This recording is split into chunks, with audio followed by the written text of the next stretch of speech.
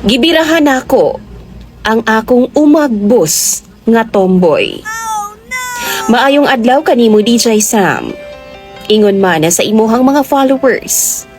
Unta, mabasa po ninimo ang akong i-share nga kaagi sa imuhang messenger.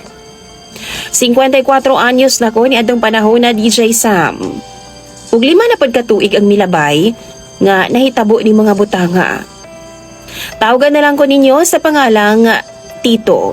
Na ay anak ang akong asawa DJ Sam nga usa ka tomboy. Tawagan na lang nato siya sa pangalang Tibo.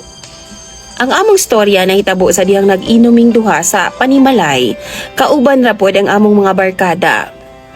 Niadto nga time DJ Sam, 17 anyos pa siya si Tibo. Anak lagi sa akong asawa. Taga Digos City di ay ko DJ Sam.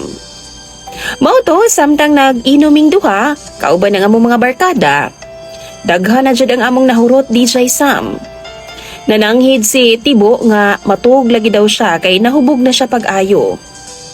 Nisaka na siya sa balay namo DJ Sam. Kay matulog na lagi daw siya. Samtang kami, sa duha pa nako kakauban DJ Sam nagpadayon og inom. Katong panahon na DJ Sam wala ang akong asawa kay naay gilakaw. Ug wa siya mipauli. Gisundan ako sa taas si Tibo DJ Sam ug sa tinuod lang nakagusto gyud ko sa iyaha. Dugay ra kong gahirit-hirit DJ Sam sa anak sa akong asawa. Tungod kay bisan tomboy siya, lamion gihapon siya DJ Sam. Batanon pa jud, 17 anyos pa. Ako siyang gisulod sa kwarto DJ Sam. Akong gitaparan, tapos akong gihubuan. Wa man na siya nireklamo DJ Sam. Okay ra pud sa iyaha ug nibalos pa gani siya. Nagpiyong-piyong ang iyang mata DJ Sam ha. Hubog lagi siya ni atong tungura DJ Sam. Gilamas ginako siyag taman DJ Sam. Ug nakuratan pa gyud ko DJ Sam dihang hinghunghong siya nako. Nga banatan daw nako siyag taman. Giganahan gyud pud di ay siyag taman DJ Sam. Siya pagani ang nituklod sa ako para ungaron siya pag-ayo. Wapod ko masayo DJ Sam kung ako mga kauban nga gibiyaan sa sala, dili basab sa amua. Basta kinawa na ko sa passing nga DJ Sam, ug wa na ko'y pakialam sa ilaha.